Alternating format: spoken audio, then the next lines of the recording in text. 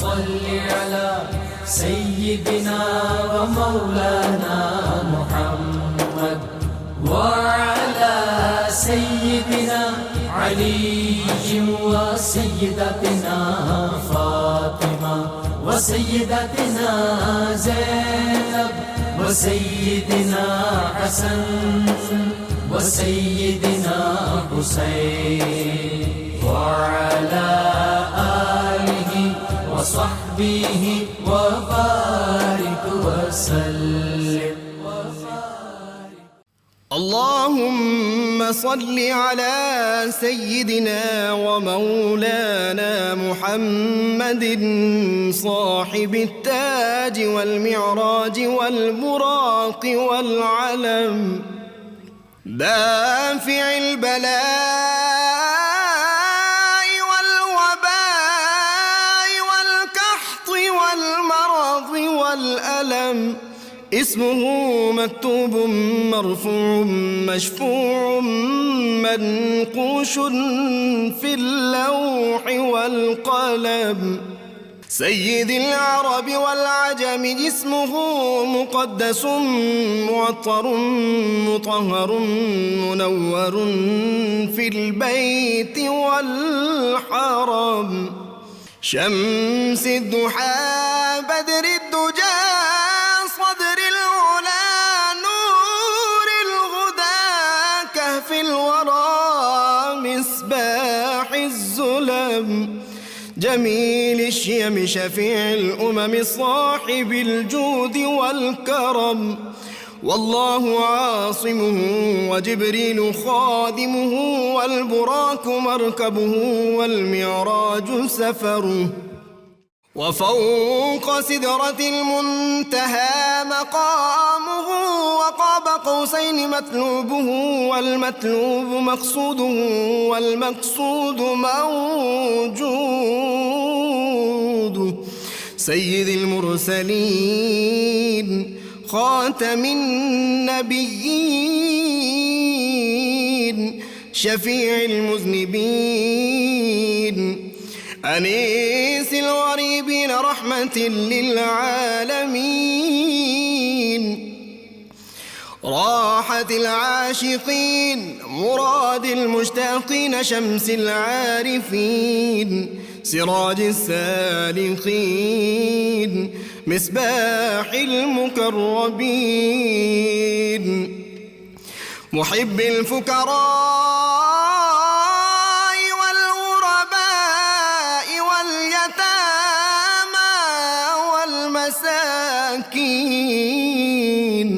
سيد الثقلين نبي الحرمين إمام القبلتين وسيلتنا في الدارين صاحب قاب قوسين محبوب رب المشرقين ورب المغربين جد الحسن والحسين مولانا ومولى الثقلين سيدنا أبي القاسم محمد بن عبد الله نور من نور الله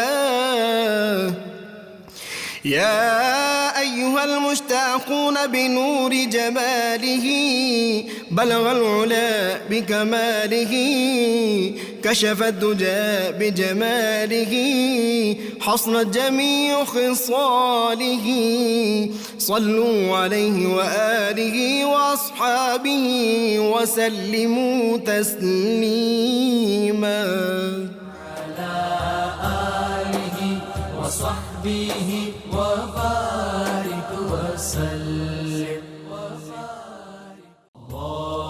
बिस्मिल्लाहिर्रहमानिर्रहीम। अस्सलाम वालेकुम नाज़रीन, प्रोग्राम सुबह नूर के साथ आपका मीज़बान नज़ीर अहमद गाज़ी हाज़िर है।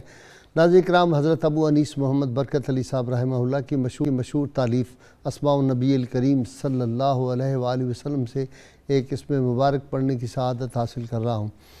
सैयदना अन्नाशिरु सल्लल्लाहु अलैहि वसल्लम, हमारे सरदार इस्लाम फैलाने वाले, दुरूद व सलाम भेजे अल्लाह आप सल्लल्लाहु अलैहि वसल्लम, आपकी आले पाक और आपके सहाबा किराम पर। حضرت عبداللہ بن عمر رضی اللہ عنہ سے مروی ہے کہ حضور نبی کریم صلی اللہ علیہ وسلم نے فرمایا اللہ تعالیٰ کے ذکر کے سوا زیادہ گفتگو نہ کرو، کیونکہ ذکر الہی کے بغیر کثرت کلام دل کی سختی کا باعث ہے، اور سخت دل آدمی اللہ تعالیٰ سے بہت دور رہتا ہے۔ اسی طرح ایک اور روایت میں ہے، حضرت ابو ہریرہ رضی اللہ تعالیٰ عنہ بیان کرتے ہیں کہ حضور نبی کریم صلی اللہ علیہ وسلم نے فرمایا جو اللہ اور قیامت کے دن پر ایمان رکھتا ہے اسے چاہیے کہ منہ سے اچھی بات نکالے یا پھر خاموش رہے۔ ناظرین کرام، یہ امت مسلمہ بڑی خوش بخت خوش نصیب ہے، وہ جو میں اکثر کہا کرتا ہوں کہ یا رسول اللہ صلی اللہ علیہ وسلم ہم تیرے اقبال سے چلتے ہیں سینہ تان کر، اور ناز ہو جاتا ہے پیدا تیرا کہلانے کے بعد۔ وہ زندگی کا کون سا شعبہ ہے، وہ کون سا مرحلہ ہے، وہ کون سا کام ہے جہاں رحمت کونین صلی اللہ علیہ وسلم نے ہماری رہنمائی نہیں فرمائی۔ آج کا ہمارا موضوع بڑا اہمیت کا حامل ہے، اور یہ وہ موضوع ہے جس کی طرف ہمارے ہاں معاشرے میں عام طور پر بالکل توجہ نہیں دی جاتی، اور اگر میں کہوں کہ انفرادی سطح سے لے کر اجتماعی سطح تک اور ملکوں کے درمیان بھی جس وجہ سے اختلافات اور فساد پیدا ہوتا ہے اور مسائل پیدا ہوتے ہیں، اور حتیٰ کہ جنگ و جدل تک نوبت جو ہے وہ چلی جاتی ہے، اور بڑی جنگیں بھی، اس کی بڑی وجہ جو ہے وہ زبان کا غلط استعمال ہے۔ آج کا ہمارا موضوع ہے خاموشی اور کم گوئی کے فوائد، اور اس میں اسلامی تعلیمات کیا ہیں۔ ناظرین کرام، رحمت کونین صلی اللہ علیہ وسلم، حضرت ابو سعید خدری اس حدیث پاک کے راوی ہیں، کہتے ہیں اللہ کے محبوب صلی اللہ علیہ وسلم نے فرمایا جب انسان صبح کرتا ہے تو اس کے تمام اعضاء جھک کر زبان سے کہتے ہیں ہمارے بارے میں اللہ سے ڈر، کیونکہ ہم تجھ سے متعلق ہیں، اور اگر تو سیدھی رہے گی تو ہم بھی سیدھے رہیں گے، اور اگر تو ٹیڑھی ہوگی تو ہم بھی ٹیڑھے ہو جائیں گے۔ اسی طرح رحمت کونین صلی اللہ علیہ وسلم نے ارشاد فرمایا جو مجھے اس بات کی ضمانت دے جو دونوں جبڑوں کے درمیان ہے، یعنی زبان اور سطر کے درمیان، تو میں اسے جنت کی ضمانت دیتا ہوں۔ ناظرین کرام، جو ہمارے صوفیاء کرام بڑی خوبصورت باتیں صوفیاء کرام نے کہی ہیں، وہ کہتے ہیں کہ صوفی کا کام یہ ہے، اور ایک انسان جو صحیح معنوں میں انسانیت کی بلندیوں تک پہنچنا چاہتا ہے تو اس کے لیے اس کو چاہیے کہ کم گفتن، کم خوردن، کم خفتن، وہ کم گفتگو کرے، وہ کم کھائے اور کم سوئے۔ اور پھر ارشاد ہوتا ہے کہ خیر الکلام ما کلا و دلہ، بہترین کلام وہ ہے جس میں اختصار اور جامعیت ہو۔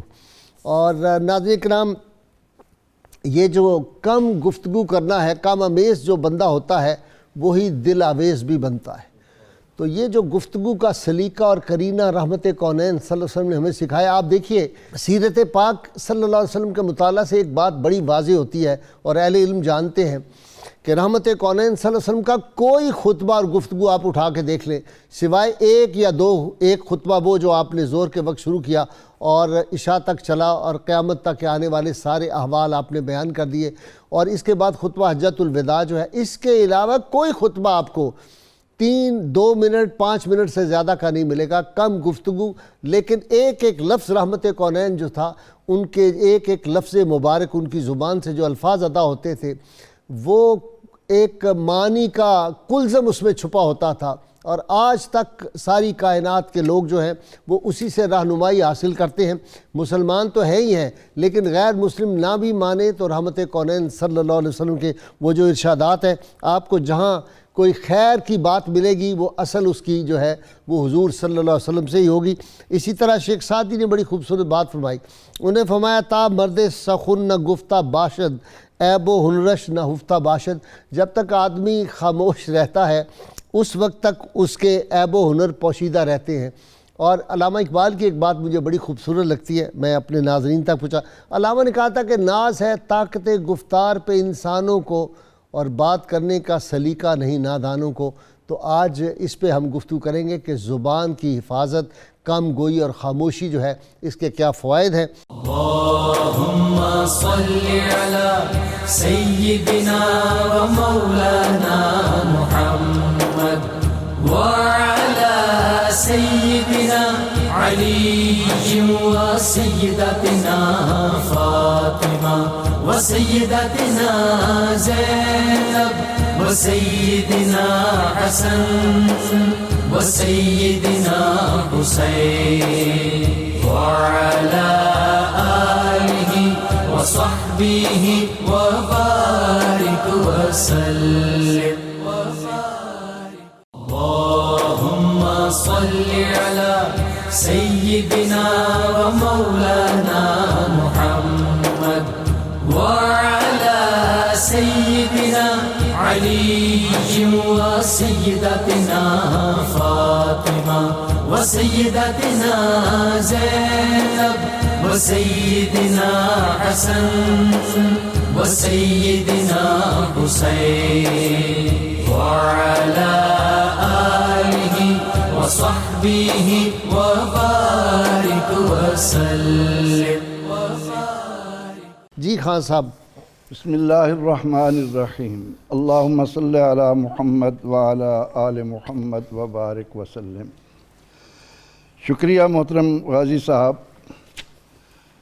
سوچ سمجھ کر بولنا، خاموشی زیادہ اختیار کرنا، کم گوئی کو کام میں لانا، یہ انسانی شخصیت کو نکھار دیتا ہے، انسانی وقار میں اضافے کا موجب ہے. ہمیں پروردگار عالمین نے حکم دیا کہ قولوا للناس حسنا. تمہاری زبان سے جب بھی کوئی بات نکلے حسن والی ہو، خوبصورت ہو. ایسے ہی نہیں کہ تمہاری زبانیں جو ہیں وہ لوگوں کے درمیان نفرت کے بیج بوئیں، ان میں حسد پیدا ہو اور ایک دوسرے سے بغض رکھنے والے ہو جائیں. اللہ رب العزت نے تو مبلغین کو بھی یہ حکم دیا کہ ادعو الی سبیل ربک بالحکمت والموعظۃ الحسنہ. اگلا بھی پڑھ دیں. وجادلہم باللتی ہی احسن. یہ احسن کمال ہے. تو جب ہمیں حکم اللہ رب العزت کی طرف سے یہ دیا گیا کہ ہم اپنی زبانوں کو خوب سوچ سمجھ کر اختیار کریں، اسی لیے رحمت عالم صلی اللہ تعالی علیہ وسلم نے فرمایا کہ من کان یؤمن باللہ والیوم الآخر، کہ جو شخص بھی میرے امتی ہے، اللہ اور آخرت پر ایمان لانے والا ہے، اس پر لازم ہے، فعل امر غائب لایا گیا کہ فَلْيَقُلْ خَيْرًا أَوْ لِيَصْمُتْ. اسے چاہیے کہ یا تو اچھی بات کہے ورنہ خاموش رہے.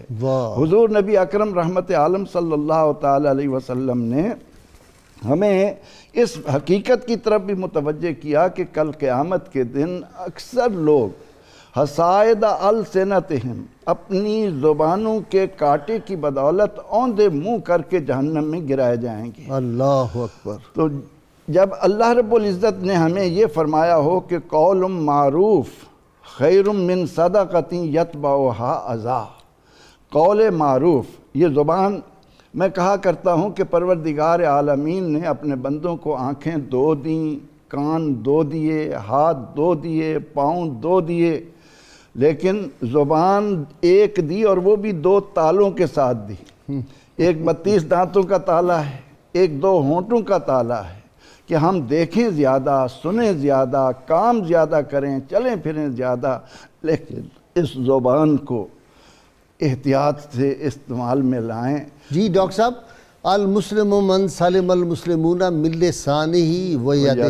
من لسانہ پہلے ہے، جی و یدہ بعد میں. غازی صاحب دیکھیے، یہ ایک سوال پوچھا گیا تھا نبی کریم صلی اللہ علیہ وسلم سے کہ یا رسول اللہ علیہ السلام ای الاسلام افضل، کون سا مسلمان بہتر ہے؟ تو اس کے جواب میں آپ نے یہ فرمایا تھا کہ من سلم المسلمون من لسانہ و یدہ، کیونکہ لسان کے جو شرارتیں ہیں، دکھ تکالیف موسٹلی زبان سے پہنچتی ہیں اور ہاتھ کی بات بعد میں آتی. اب دیکھیے کہ قرآن کریم کی سورہ رحمان میں اللہ کریم نے ارشاد فرمایا کہ خلق الانسان علمہ البیان، اللہ نے انسان کو تخلیق کیا اور بیان کی صلاحیت سے نوازا. بیان انسان کے بنیادی اوصاف میں سے ہے. تو ساتھ ہی سورہ مومنون میں اللہ کریم نے ارشاد فرمایا کہ ان کی صفت ہے یہ کیا، والذین ہم عن اللغو معرضون، اہل ایمان کی یہ صفت ہے کہ وہ فضول بات کرنے سے اعراض کرتے ہیں، بچتے ہیں، کنارہ کشی کرتے ہیں، اجتناب کرتے ہیں. اور جب کبھی ان کو مجبور کیا جاتا ہے، جہلا کا ان کے ساتھ سامنا ہوتا ہے، جاہل تو وَإِذَا خَاطَبَهُمُ الْجَاهِلُونَ جاہلون قالوا سلاما، الجھتے نہیں، کوئی جاہل تو اپنی جاہلیت کی وجہ سے الجھ رہا ہے تو ان کہتے ہیں تانو دورو ہی سات سلام، دورو ہی سلام۔ اور غازی صاحب عربی کا ایک بڑا معروف جملہ مجھے یاد آ رہا ہے کہ اللسان لیس عظما، کہ زبان میں ہڈی نہیں ہوتی، لیکنہ یکسر العظام، لیکن یہ ہڈیاں توڑ دیتی ہے۔ اور ایک وہ بھی تو ہے کہ باقی گوشت ہے، انسان جو ہے وہ زبان ہے غالباً 75% اور 25% باقی گوشت پوست اور یہ۔ آپ اندازہ کریں، واللسان لیس سیفا، زبان سیف تلوار نہیں ہے، ولکنہ یسفک الدماء، لیکن یہ خون بہا دیتی ہے۔ ابھی آپ نے آغاز میں بات کیا تھا نا کہ زبان کی وجہ سے ہی ایک فتنہ و طوفان بپا ہو جاتا ہے، اسی لیے شریعت نے جو آداب معاشرت سکھائے ہیں اس میں کف لسان کا حکم ترجیحات میں ہمیں نظر آتا ہے۔ والفطرۃ اشد من القتل، اور فتنہ کیا ہے؟ فتنہ کیا ہے؟ زبان کا، زبان سے ہی پھیلانا۔ اور غازی صاحب ایک انسان کی گفتگو سے اس کی تہذیب و فکر، تعلیم و تربیت کا پتہ چلتا ہے، اور گفتگو کی نزاکتوں اور لطافتوں کی معرفت کے بعد ہی مؤثر گفتگو کا ملکہ پیدا ہوتا ہے۔ صحیح بات۔ اس لیے جو گفتگو جو کی جاتی ہے اس کا حساب دیا جائے گا، اچھی یا بری جو لکھی جاتی ہے یہ لفظی ہوتے ہیں جس کی وجہ سے انسان دل میں جاتا ہے یا دل سے آتا ہے، الفاظ ہی اثر رکھتے ہیں۔ آپ دیکھیے نبی کریم علیہ السلام، نسب کا پتہ چل جاتا ہے جی، نسب کا پتہ چل جاتا ہے، الفاظ کے استعمال سے آپ کسی کے نسب کا پتہ کر سکتے ہیں۔ غازی صاحب آپ دیکھیے کہ اللہ کریم نے تیز بولنے سے یعنی مومنین کو منع فرمایا ہے، اور اس میں ذات رسالت علیہ تحیت و ثنا کے آداب بھی سکھائے ہیں، لیکن ایک عمومی تربیت بھی کر دی معاشرے کی۔ کہ ماں کی تربیت۔ جی بسم اللہ الرحمن الرحیم۔ چند احادیث مبارکہ اس حوالے سے، ایک تو وہ حضرت شیخ سعدی علیہ رحمہ کا آپ نے جو قول پیش فرمایا، وہ بھی اصل میں انہوں نے ایک حدیث شریف سے کشید کیا۔ اچھا۔ آپ صلی اللہ تعالیٰ علیہ وآلہ وسلم نے فرمایا کہ خاموشی عالم کی زینت ہے اور جاہل کا پردہ ہے۔ جاہل کا پردہ ہے۔ اچھا جی، مطلب جب تک کوئی کلام نہیں کرتا اس کا علم، ہنر یا اس کا جو نقص ہے وہ چھپا رہتا ہے۔ اسی طرح آپ صلی اللہ تعالیٰ علیہ وآلہ وسلم نے ارشاد فرمایا کہ اخلاق کی تو بہت سی قسمیں ہیں، بہت سی جہتیں ہیں، لیکن خاموشی جو ہے یہ اخلاق کی سردار ہے۔ اور ایک صحابی آپ صلی اللہ علیہ وآلہ وسلم کی بارگاہ میں حاضر ہوئے، انہوں نے حاضر ہو کر عرض کیا، یا رسول اللہ صلی اللہ علیہ وسلم، من نجات، نجات کیا ہے؟ نجات کیسے حاصل کی جا سکتی ہے؟ آپ صلی اللہ علیہ وآلہ وسلم نے فرمایا، املک علیک لسانک، اپنی زبان کو قابو میں رکھو، دنیاوی طور پہ بھی نجات حاصل کر لو گے اور انشاءاللہ جو ہے اخروی نجات بھی حاصل ہو جائے گی۔ اور آپ صلی اللہ علیہ وسلم نے یہ بھی فرمایا کہ ایک ایسا کام ہے جو بدن پر بہت ہلکا ہے اور میزان پر بہت بھاری ہے، وہ ہے خاموشی اختیار کرنا۔ واہ۔ اور صحابہ کرام رضی اللہ تعالیٰ عنہ مجمعین فرماتے ہیں کہ خاموشی بھی باقاعدہ سیکھنا چاہیے۔ جس طرح حضرت سیدنا ابو درداء رضی اللہ عنہ کا قول ہے، وہ کہتے ہیں کہ اے بھائی، جس طرح کلام کرنا سیکھتے ہو اس طرح خاموش رہنا بھی سیکھو۔ واہ واہ۔ اور یہ صحابہ کرام باقاعدہ فرمایا کرتے جو تھے کہتے ہیں نا کہ someone is a good listener, جی، انگریزی میں لوگ کہتے ہیں کہ وہ فلانا سننے والا، سماعت کرنے والا بہت اچھا ہے۔ جی جی ایسے ہی ہے۔ وہ کیا حدیث پاک ہے کہ آپ نے اس طرح اپنی زبان پاک کو پکڑ کے ایک صحابی کو بتایا، انہوں نے کہا کوئی ایک کام مجھے بتا دیں جو خیر کا ہو، تو آپ نے زبان اپنی پکڑ کے دکھایا کہ یہ کام۔ جی ایسے ہی۔ اور وہ بھی آپ جو فرما رہے تھے کہ تمام اعضاء کو زبان ہاتھ جوڑ رہا ہے، تمام اعضاء زبان کے سامنے ہاتھ جوڑ کے کہتے ہیں کہ اگر تم سیدھی رہی تو ہم بھی سیدھے رہیں گے، تم بگڑ گئی ہم بھی بگڑ گئے۔ تو یعنی ایک آپ صلی اللہ علیہ وسلم نے ایک اور موقع پہ جو فرمایا کہ الا ان فی الجسد مضغۃ اذا صلحت صلح الجسد کلہ واذا فسدت فسد الجسد کلہ، جان لو کہ جسم میں ایک لوتھڑا ایسا ہے، اگر وہ صحیح ہو گیا تمام بدن صحیح ہو گیا، اگر وہ غلط روش اختیار کر گیا تمام بدن جو ہے وہ غلط روش اختیار کر جائے گا، فساد کا شکار ہو جائے گا۔ فرمایا الا وہی القلب، جان لو وہ دل ہے، یعنی تمام اعضاء کی سلامتی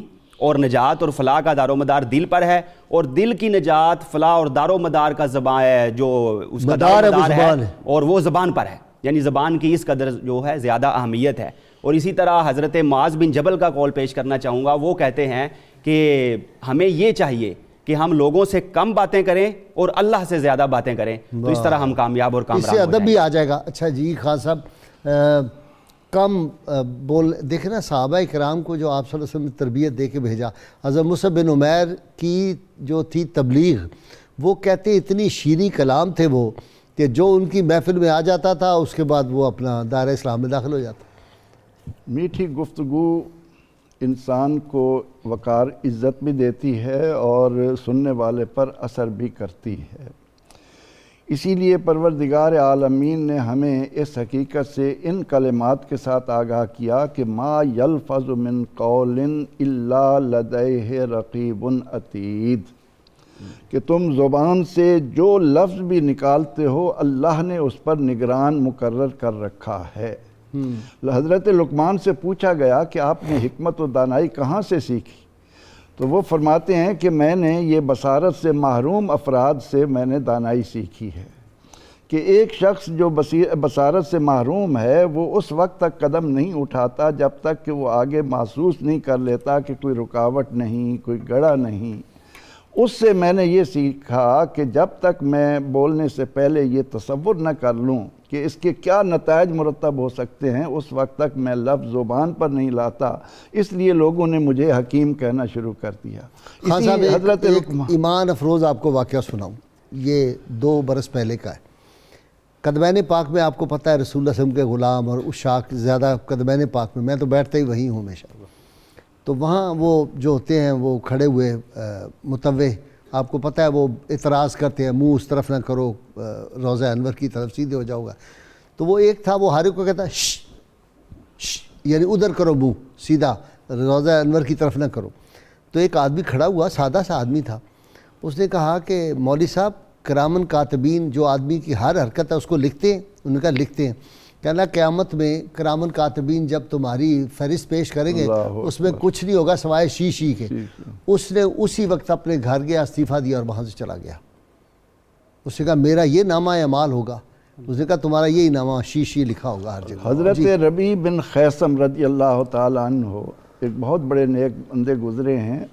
وہ صبح اٹھتے ہی ایک کاغذ اور قلم ساتھ رکھ لیتے تھے کہ سارے دن میں ان کی زبان سے جو کلمات نکلتے انہیں وہ نوٹ کرتے رہتے، اور شام کے بعد وہ اپنا محاسبہ کرتے کہ میری زبان نے کیا فائدہ پہنچایا ہے اور کیا نقصان دیا ہے.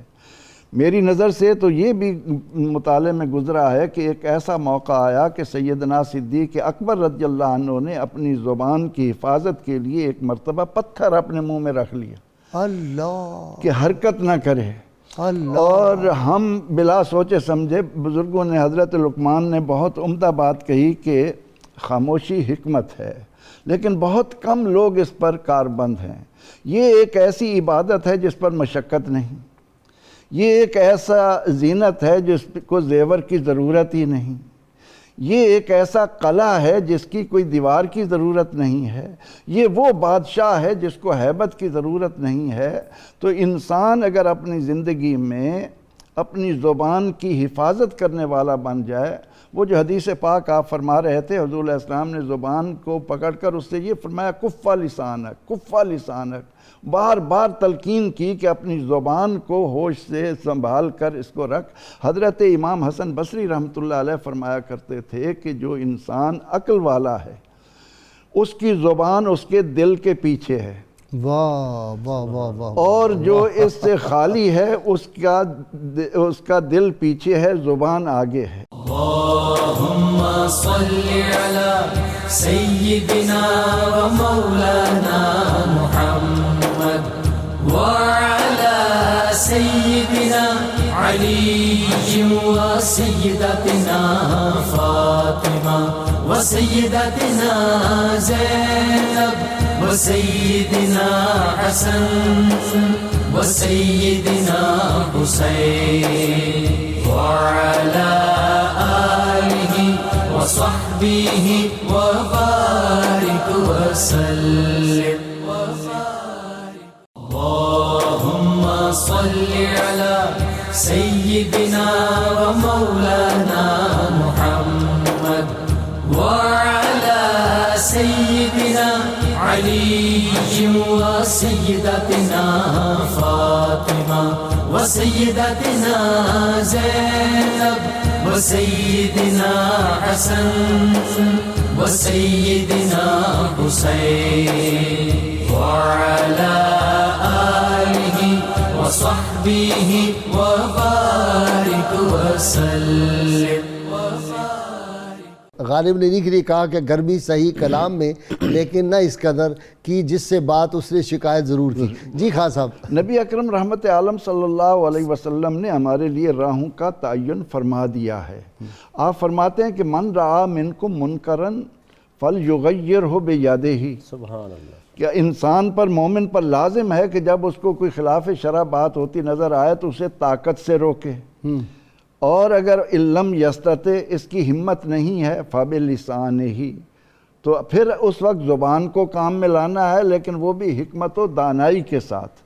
اور فعلم یستطع، اگر اس کو بھی نہ ہو تو پھر اسے دل میں برا جانے، اور دل میں برے جاننے والے کو نبی اکرم رحمت عالم صلی اللہ علیہ وسلم نے دیوس قرار دیا ہے. اچھا اتنا سخت لفظ، اتنا سخت لفظ استعمال ہوا ہے حدیث مبارکہ میں. تو اسی لیے کہا گیا کہ ظالم اور جابر حکمران کے سامنے جو شخص اپنی زبان کھولتا ہے اور حق کی بات کہتا ہے اس کو بڑا مجاہد قرار دیا گیا ہے. تو جی ہمیں مجاہد، اس کو مجاہد قرار دیا گیا ہے جی بالکل جو ظالم اور جابر کے سامنے کلمہ حق کہے. لیکن کہنا بڑا مشکل ہے. ہم نے تو کہہ کے اور رگڑے کھائے ہوئے ہیں. بالکل ایسے ہی اس لیے ہے. اس کے بڑے بڑا تجربے مشکل ہیں. کام ہے حق گوئی، اس کو کہنا، بہت سچی مشکل. بات کہنا. جی تو جیسا کہ بات ہو رہی تھی اسی سلسلے کو جاری رکھتے ہوئے کہ ہر جگہ جو ہے وہ خاموشی اچھی نہیں ہے. یہ چیز جاننا بڑا ضروری ہے کہ جب خاموشی کی بات ہو یہ مت سمجھیں کہ ہر جگہ خاموش ہی رہنا ہے. اکبر الآبادی نے کہا بچنا فضول گوئی سے ہے مقصد سکوت، معقول بات ذہن میں آئے تو چپ نہ رہ. واہ واہ واہ. مطلب جب آپ نے کوئی بات کرنی ہو، اچھی بات ہو تو تب بول دینا چاہیے. اور شیخ سعدی رحمۃ اللہ تعالیٰ علیہ بھی فرماتے ہیں دو چیز تیرہ عقل است، دو چیز عقل کے لیے عیب ہیں، دم فرو بستن با وقت گفتن. جب بولنا ہے تو چپ سادھ لیں، اور با وقت خاموشی گفتن، اور جب خاموش رہنا ہے بولنے لگ جائیں. جب بولنا ہے چپ، اور جب چپ رہنا ہے تو بولنے لگ جائیں. تو یہ دونوں چیزیں جو ہیں زبان کے لیے اور عقل کے لیے عیب کی حیثیت رکھتی ہیں. حضرت ابراہیم بن ادہم رحمۃ اللہ علیہ بہت بڑے اللہ تعالیٰ کے ولی گزرے ہیں، اور ان کا جو خاصہ تھا وہ بہت کم گفتگو فرمایا کرتے تھے. یہاں تک کہ ایک دعوت میں تشریف لے گئے، اور جب دعوت میں بیٹھے ہوئے تھے تو لوگوں نے غیبت کرنا شروع کر دی. تو آپ نے فرمایا کہ ہمارے ہاں تو یہ رواج ہے کہ روٹی پہلے ہوتی ہے گوشت بعد میں ہوتا ہے، لیکن آپ کے ہاں رواج الٹا ہے، ابھی روٹی شروع نہیں ہوئی آپ نے گوشت کھانا شروع کر دیا. تو اشارہ تھا غیبت کی طرف. اور وہ بھی اسی مردے طرح کا، جی مردہ بھائی کا. اسی طرح جو ہے ایک شخص کے بارے آپ کو بتایا گیا کہ وہ علم نحو سیکھ رہا ہے. فرمایا اس کو تو پہلے خاموشی سیکھنا چاہیے، علم نحو تو بڑی دور کی بات ہے. تو عرض کرنے کا مقصد ہے صوفیہ کرام رحمہ اللہ مجمعین نے خاموشی کے بڑے فوائد بتائے ہیں، اور اس وقت جب خاموش رہنا چاہیے. ایک حضرت خواجہ صادق صاحب بھی آزاد کشمیر، کیا اس جگہ کا نام ہے، کوٹلی غالباً، کوٹلی والے، ان کے بارے میں بھی کہتے ہیں کہ وہ اندر ہی رہتے تھے اور بہت کم ہوتا تھا، اور نماز کے وقت بھی باہر آتے تو کسی سے بات کلام نہیں کرتے تھے. جہاں جگہ ملی وہاں کھڑے ہو کے نماز پڑھی پھر اندر چلے. حضرت شیخ فرید الدین عطار رحمۃ اللہ علیہ کے کچھ اشعار یاد آ گئے کہ نفس نتواں کشت اللہ باسہ چیز چون بگویم یاد گیرش ہے عزیز. اے میرے بھائی وہ کہتے ہیں کہ اگر آپ نے نفس کشی کرنی ہے، نفس امارہ کو قابو میں کرنا ہے، تو یہ تین چیزوں کے بغیر ممکن نہیں ہے. خنجر خاموشی و شمشیر جو، نیزہ تنہائی و ترک ہجو. وہ کہتے ہیں کہ اس میں سب سے پہلے جو ہے وہ خاموشی ہے. وہ نفس امارہ کے لیے یا خواہشات کے لیے یا جو غلط قسم کے جذبات ہیں ان کے لیے خاموشی خنجر کی حیثیت رکھتی ہے. خنجر خاموشی و شمشیر جو، اور پھر بھوک کی تلوار ہے.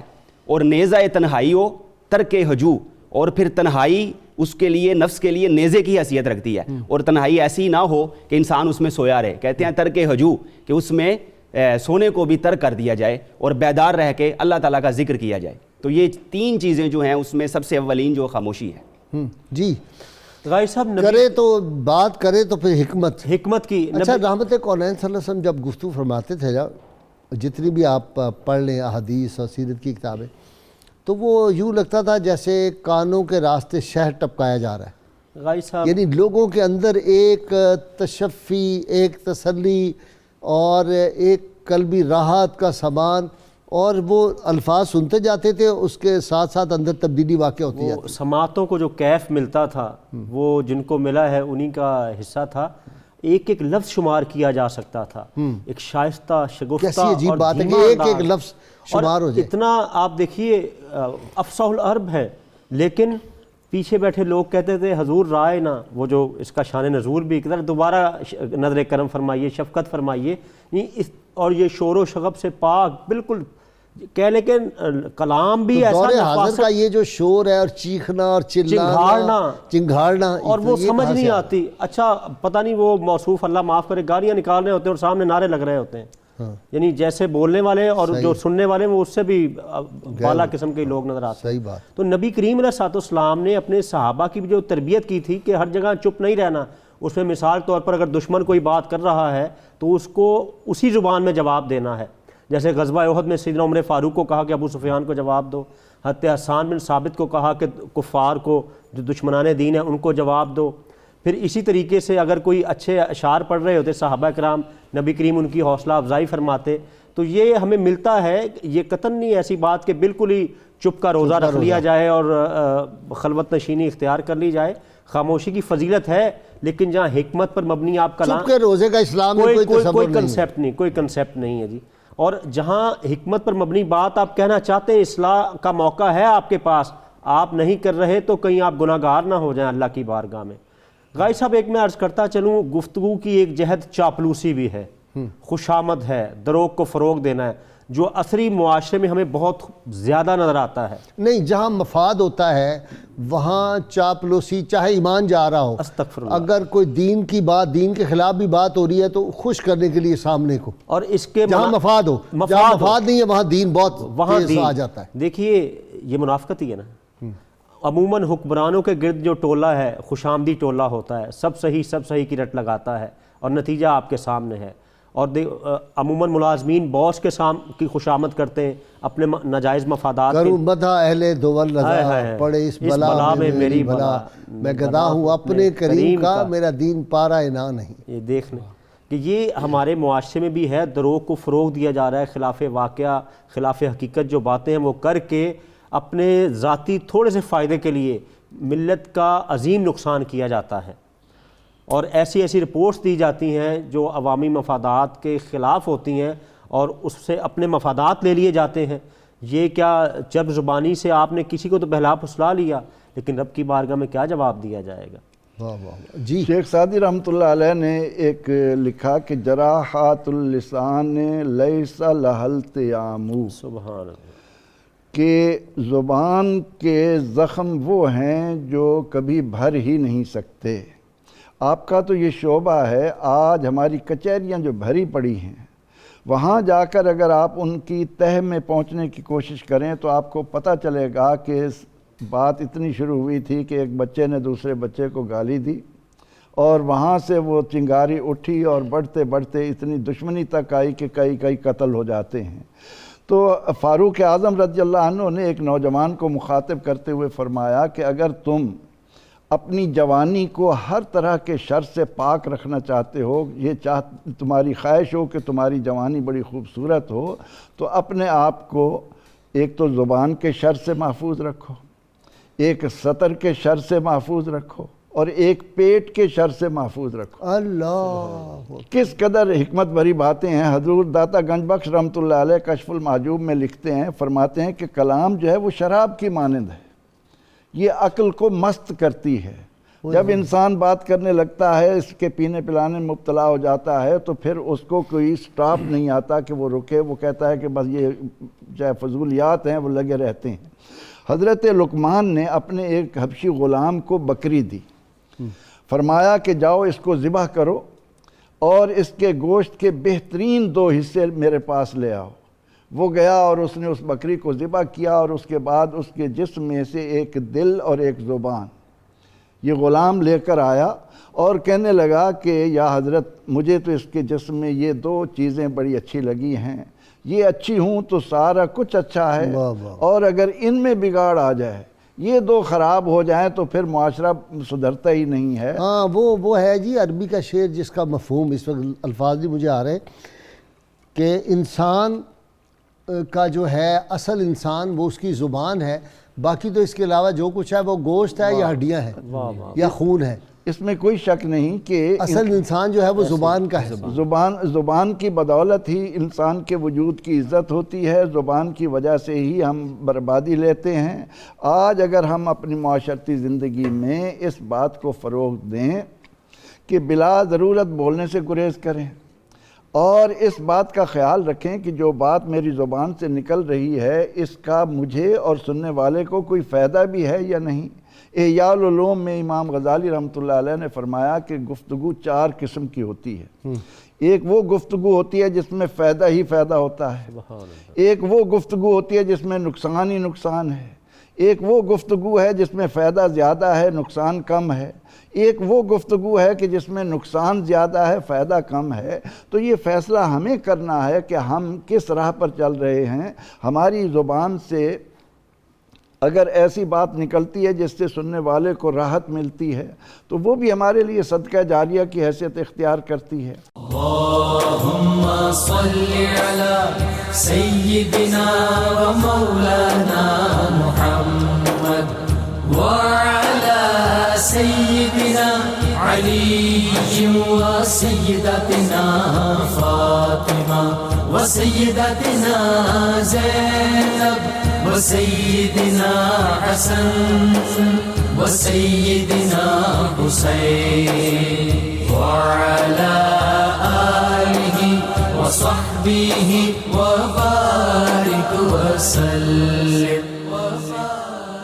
اللهم صل على سيدنا ومولانا محمد وعلى سيدنا علي وسيدتنا فاطمة وسيدتنا زينب وسيدنا حسن وسيدنا حسين وعلى آله وصحبه وبارك وسلم.